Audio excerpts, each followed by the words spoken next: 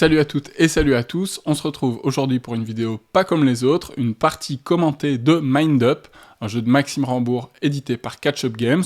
On va y jouer en direct sur Board Game Arena, et je vais vous dire ce que j'en pense, vous allez voir, c'est pour moi une des nouveautés les plus convaincantes du moment dans sa catégorie de petits jeux de cartes. Allez, on est parti. Voilà, la recherche de partie est lancée dans une configuration 3 joueurs. 3 joueurs, c'est la configuration que j'apprécie le plus pour Mind Up pour le moment, parce que c'est celle qui va vous donner le plus de contrôle. Alors on n'est pas dans un Eurogame, on n'est pas dans un jeu de gestion pur, mais quand même c'est ce genre de petit jeu de cartes malin qui peut vite se transformer en grand foutoir chaotique si on y joue à 5 ou à 6. Alors pourquoi pas, ça peut être fun, mais quand on joue à peu de joueurs, on se rend compte qu'il y a beaucoup plus de profondeur qu'on ne le pense. Alors c'est parti. Dans Mind Up, on a 3 cartes au milieu de la table, 3 cartes parce qu'on est 3 joueurs, et on a une main de cartes. On a en première manche, on a 7 cartes. Vous voyez qu'on a aussi des cartes de score, de gauche à droite, 5, 4, 2, 3, 1. Leur ordre a été sélectionné aléatoirement au début de la partie. Et puis on va tous sélectionner une carte en même temps. Je regarde les objectifs, il faut qu'on essaye d'avoir 3 couleurs, et il ne faut pas qu'on ait une couleur qui ait 3 cartes exactement dedans. Ok, partant de là, je vais choisir une de mes cartes.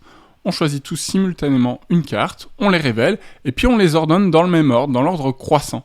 Et celui qui a joué la carte la plus petite récupère la carte qui était à la même position précédemment. Donc là, j'ai récupéré le 17, parce que c'était la carte en première position, et que ma carte était la plus petite. Et on continue, donc on enchaîne petit à petit, et on peut évidemment gérer sa main et prévoir. Là, je vais plutôt aller dans les mauves.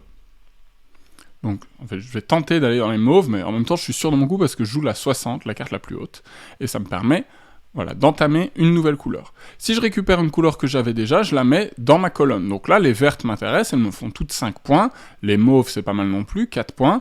Par contre, si j'avance 2 points, 3 points, 1 point, c'est moins intéressant. Donc je vais plutôt essayer, dans cette configuration-ci, de maximiser les couleurs que j'ai déjà. Ok, là c'est loupé, je récupère la carte du milieu, je me retrouve avec une troisième couleur, les roses, c'est beaucoup moins intéressant. Vous voyez que c'est fluide, ça va vite, les prises de décision sont permanentes. Alors là, on va tenter d'avoir la 52 en mauve. Ok, c'est réussi. Alors à 3 joueurs, on peut beaucoup plus planifier quelle carte on va récupérer en réfléchissant à sa main, à la façon dont on la gère.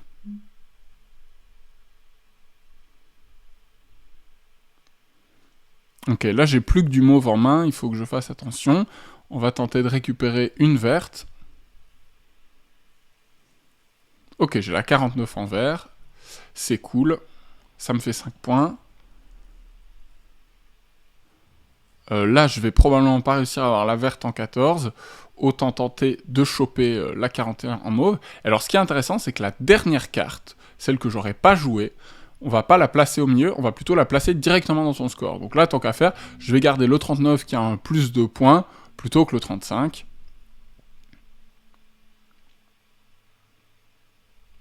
Ok, je récupère une orange, c'est pas terrible.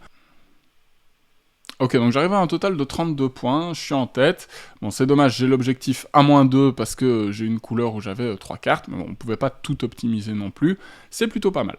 Alors le twist, c'est que, début de manche 2, je vais récupérer toutes les cartes que j'avais dans mon scoring, donc je vais rejouer avec les mêmes cartes, j'en pioche juste une en plus, on a maintenant une main de 8 cartes, on rejoue exactement pareil. Donc du coup, petit à petit, on peut savoir les cartes qui sont en jeu. Je sais que si j'ai la 49, elle est potentiellement maîtresse, c'est potentiellement la plus haute, etc. Donc je peux me positionner avec un peu plus d'aplomb. Je ne joue pas juste au hasard. Je peux, comme dans un jeu de pli, compter les cartes, etc. Alors ici, les objectifs nous disent qu'il faut avoir... Ok, vert doit me trouver dans ma colonne de valeur 4 ou 5, ça veut dire au milieu ou tout à la fin, et il me faut soit 2 bleus, soit 4 bleus. On va tenter le coup, on va essayer de récupérer déjà une première bleue en jouant notre grosse carte. Ok, c'est réussi pour celle-ci. Bon, elle va en colonne 2, donc évidemment on va pas chercher à maximiser spécialement énormément les bleus, et on va évidemment tenter que vert soit dans notre colonne 5. Ce qui veut dire que si je joue mon 17 maintenant, je vais récupérer potentiellement voilà, rose ou mauve, on verra bien. Ok, là je récupère mauve, très bien, mais maintenant je vais essayer de choper la 17. Et j'avais un peu préparé mon coup, j'ai 11 ou 15. À mon avis, le 15 devrait parvenir à se positionner au milieu. On va voir ça. Ah, pas du tout. C'est un échec. Je récupère le 8. Donc évidemment, c'est pas un jeu dans lequel on a un contrôle total, mais on peut planifier et essayer d'imaginer ce que vont faire les autres, où ils vont se placer, et gérer sa main petit à petit, gérer ses enchaînements de cartes pour récupérer ce qui nous intéresse. Bon, maintenant, l'option qui me reste, si je veux marquer cet objectif, c'est de récupérer un orange, non, pas un orange, la couleur que j'ai pas encore. Ah ouais, c'est le rose. Bon, je vais plutôt tenter de maximiser... Ah, j'ai pas de bonne option, là. J'ai pas de bonne option, je vais me débarrasser de ce 48 qui vaut -1, parce que de toute façon, j'ai pas envie de le récupérer. Voilà, je récupère une bleue qui va dans ma colonne de 2 points, qui vaut elle-même 2 points. C'est pas si pire, comme on dit. Et maintenant, ça serait pas mal de récupérer la rose. Comme ça, après, j'avance et je vais mettre du vert, s'il y en a encore, dans ma colonne à 4. Si je joue la 11, c'est normalement plutôt une petite carte, ça devrait passer, voilà. Ok. Et maintenant, reste encore à choper du vert. Alors, le problème, c'est que si je joue mon 49 maintenant pour le mettre dans la rivière, derrière, je vais récupérer un 42 rose qui va dans ma colonne à 1 point, qui fait elle-même -1 point. Donc je trouve l'option pas terrible. Je vais plutôt tenter de me positionner en 1 ou en 2. Donc je vais jouer ma plus petite carte. Ah, il y a du vert qui apparaît. En 14. Bon, bah j'ai tout de même récupéré la rose. Donc là, c'est ça s'est pas bien passé du tout. Ok. Bon, ici, la meilleure option serait de récupérer la verte. En jouant mon 39 mauve, j'ai peu d'espoir, mais de toute façon, comme ça, je garde mon 49 vert, et il ira de toute façon en 4. C'est le mieux que j'ai à faire, je pense. Or, je joue pas très bien, hein, c'est le problème de parler tout en jouant. J'ai tout concentré ma réflexion sur un objectif, alors qu'il vaut jamais que 2 points. Donc, c'est pas spécialement comme ça qu'il faut jouer. Mais il fallait bien choisir un axe. Ok. Bon, est-ce que ça va être aussi bien qu'à la première manche ?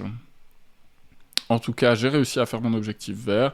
Ok, je reste en tête. Vous voyez que les scores sont très serrés. Ce que j'aime bien, c'est que les objectifs, c'est pas tout ou rien. C'est des +2, des -2. Ça va pas complètement changer votre partie, mais ça va faire la différence dans des scores assez serrés. Ok, alors les objectifs de cette manche, être celui avec le plus de rose, avoir plus de mauve que d'orange. Bon. Ok, ben là, la 39... La 39 mauve, elle est alléchante, on va jouer le 8 pour essayer d'aller la récupérer.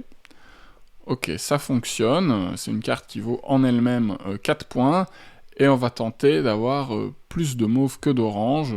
J'ai au moins aucune orange dans ma main, donc ça devrait pas être très compliqué.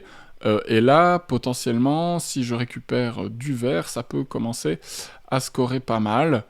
J'ai envie de garder mon 49 pour pouvoir potentiellement poser une verte en fin de manche. On va jouer ce 42. Ok, il se positionne au milieu, c'est très bien, on récupère le 14. Et maintenant, voilà, on peut pas récupérer du vert. Le rose, si on le récupère, nous fera que 1 point, donc on va tenter de poursuivre en mauve avec ce 10. Ok, pour l'instant, ça se passe pas mal. Bon, c'est vrai qu'il y a un objectif sur les roses, hein, mais si je les récupère maintenant, ils vont dans ma colonne à 1 point, c'est bof. Il faudrait faire une couleur intermédiaire et les mettre dans la colonne à 5, et là, ça devient intéressant. Ok, donc comme prévu, j'ai récupéré la mauve. Alors, est-ce que on tente...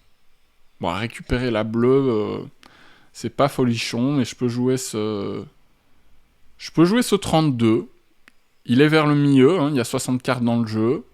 Il va peut-être me permettre de récupérer le vert au milieu, ce qui est très cool. Et dans le pire des cas, si ça me fait une bleue, ça me fait creuser vers le rose à 5.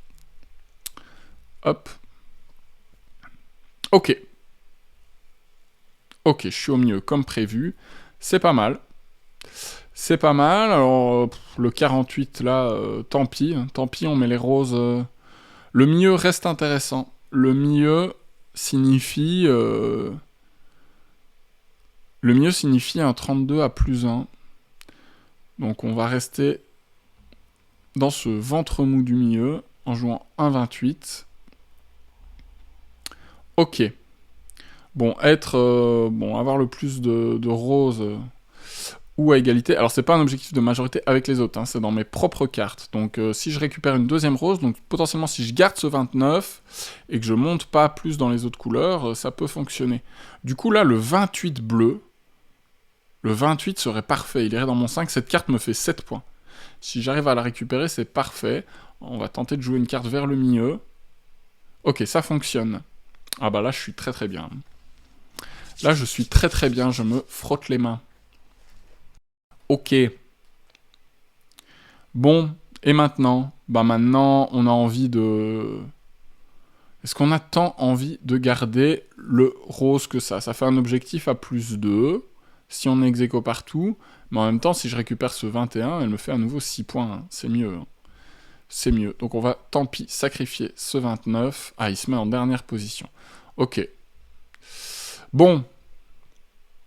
On va garder le 40. Hein. On va garder le 40. Ça ferait que je récupère, avec mon 49, carte en dernière position. Si je récupère la 29, c'est pas fou.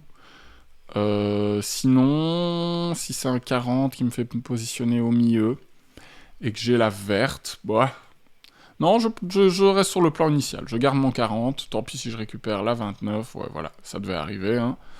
Bon, elle fait 2 points en soi, c'est pas dramatique, mais surtout ça me permet de jouer mon 40 dans la colonne 5.